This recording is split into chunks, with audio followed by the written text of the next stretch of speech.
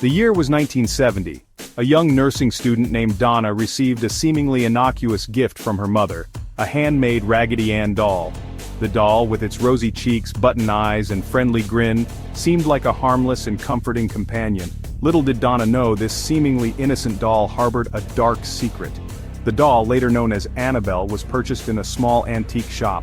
Its true origins are shrouded in mystery, lost to the annals of time. The antique dealer who sold the doll could offer no information about its past, leaving Donna with an unsettling feeling. Unbeknownst to Donna, this seemingly ordinary doll would become a conduit to a realm beyond human comprehension, a gateway to the supernatural, a vessel for an entity of pure malevolence. Annabelle's arrival marked the beginning of a terrifying ordeal, one that would forever change the lives of those who crossed her path. At first, life with Annabelle seemed normal. Donna had received the doll as a gift from her mother, who had found it at a quaint little antique shop.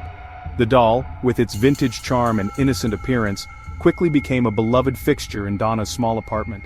It was a comforting presence, a reminder of her childhood and the love of her family. The doll was prominent in Donna's small apartment, perched on her bed or nestled on a shelf. Its button eyes seemed to watch over the room, giving it a sense of warmth and nostalgia. Donna's roommate Angie also found the doll endearing, often commenting on how it added a touch of whimsy to their home. However, this tranquility was not to last. Strange occurrences began to plague Donna and her roommate Angie. It started with small, almost unnoticeable things. A book out of place, a picture frame slightly tilted, or a light flickering for no apparent reason. At first, they thought nothing of it, attributing these oddities to their busy lives and occasional forgetfulness. Small, almost imperceptible changes began to occur around the apartment. The once cozy and inviting space started to feel different, as if an unseen presence was making subtle alterations.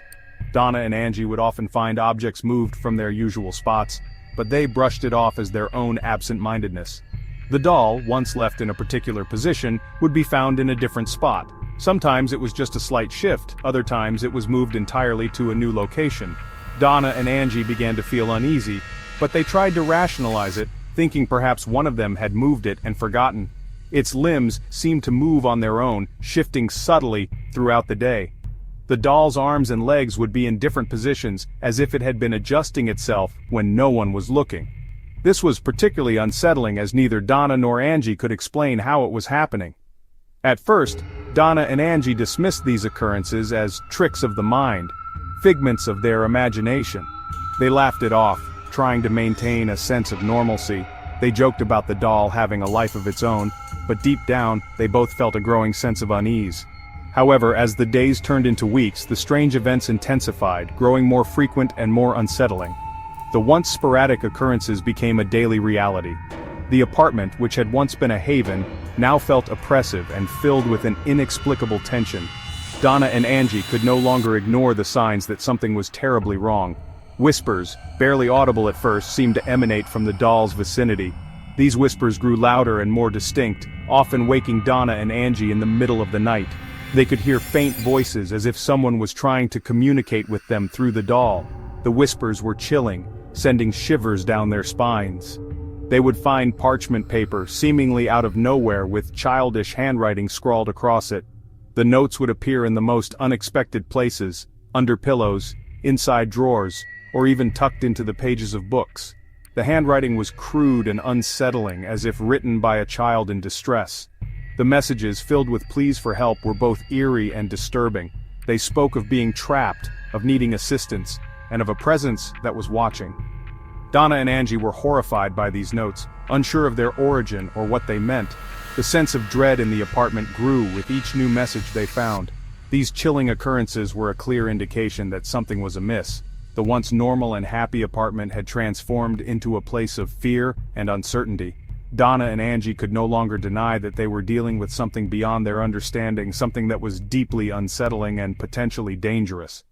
The once comforting presence of the Raggedy Ann doll was now a source of growing fear and unease for Donna and Angie. They could feel its eyes following them, its presence looming over their every move. The doll, which had once been a symbol of love and nostalgia, had become a harbinger of dread, leaving Donna and Angie to wonder what malevolent force had taken hold of their lives. The strange events surrounding Annabelle continued to escalate, with each incident becoming more unnerving than the last.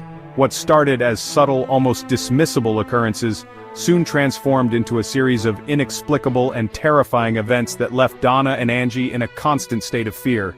Their intensity growing with each passing day, the disturbances became impossible to ignore. Objects would move on their own, strange noises echoed through the apartment, and the doll, Annabelle, seemed to change positions when no one was looking. Fear and anxiety gripped Donna and Angie.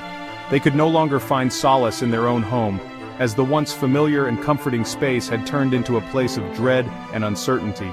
The atmosphere was thick with tension, and every creak and whisper seemed to carry a sinister undertone. Desperate for answers and a way to reclaim their peace, they sought help from a medium.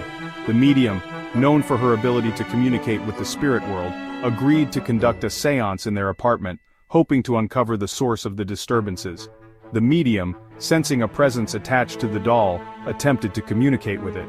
She focused intensely, her hands hovering over a crystal ball, as she tried to make contact with the entity that seemed to be causing so much turmoil. During the seance, the medium claimed to have made contact with the spirit of a young girl named Annabelle Higgins. The room grew colder, and an eerie silence fell over the group as the medium relayed the spirit's messages. The spirit, claiming to have died tragically on the property where the apartment building now stood, seemed desperate to communicate.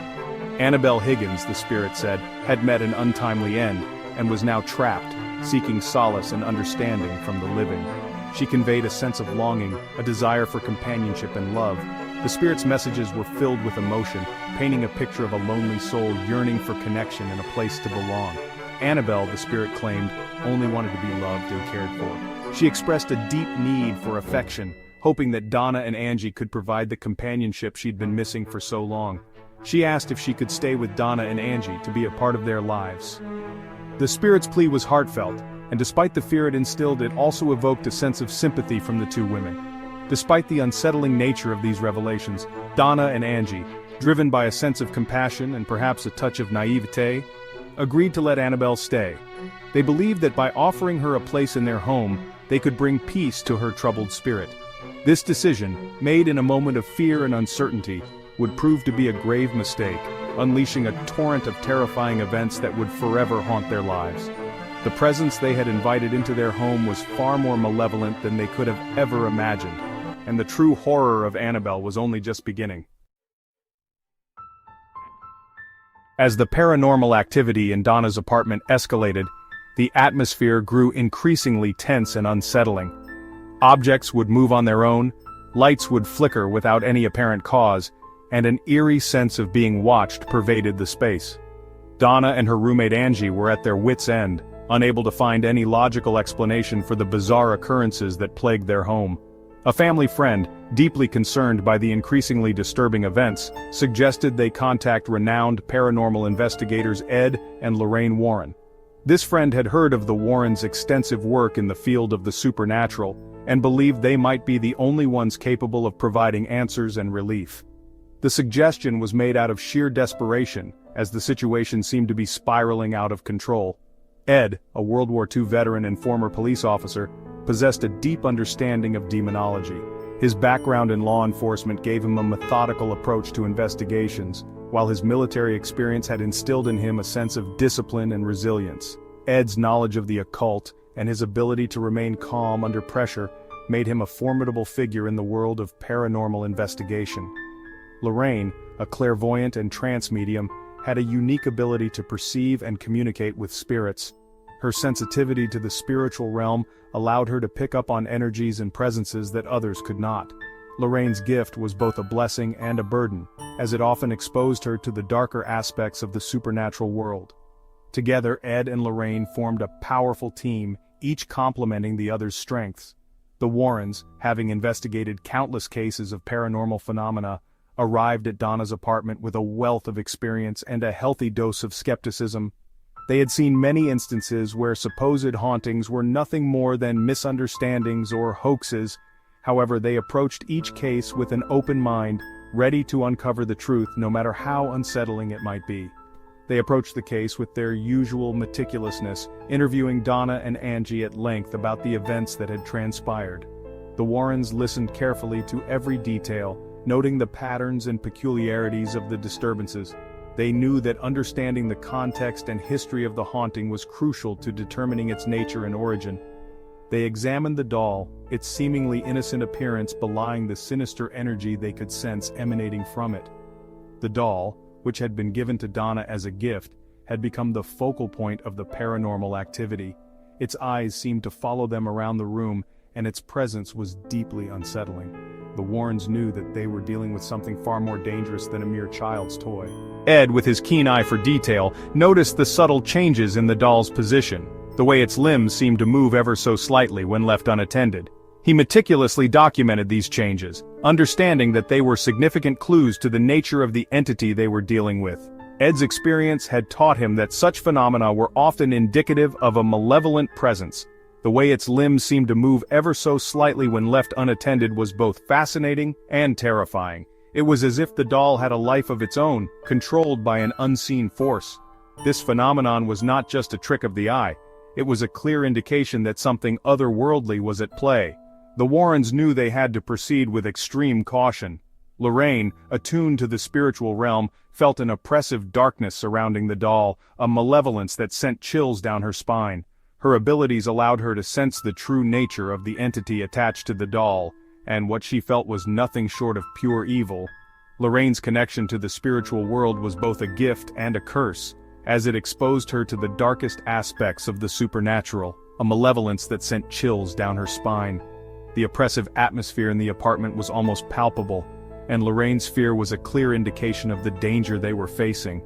She knew that they were dealing with a powerful and malevolent entity, one that would not be easily banished. The Warrens, drawing upon their years of experience, quickly realized that this was no ordinary haunting. They had encountered many spirits and entities in their work, but this case was different.